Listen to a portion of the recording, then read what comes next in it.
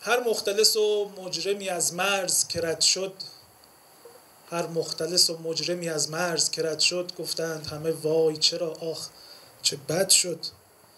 گفتند مقامات از آن پس که پس از این، راه بزه و دزدی و هر مفسده صد شد.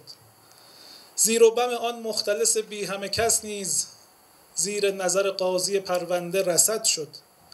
پس شکر خدا مجرم مذکور غیاباً، محکوم به تنبیه و مجازات اشد شد. بیش از حد اگر خورده کسی، خورده که خورده، یک ذره اگر خورد ولی لایق حد شد.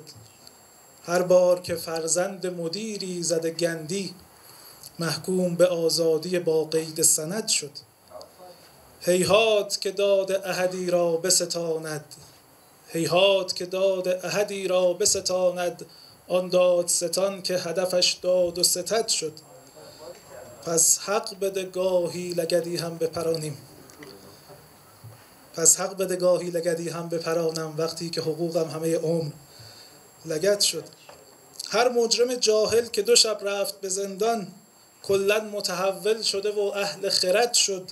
تازه به جز آن چیز که از قبل بلد بود، چندین هنر و شیوه آپدیت بلد شد. چقدر منتقدم من به قضایا، حکمم به گمانم پس از این حبس ابد شد. ببخشید.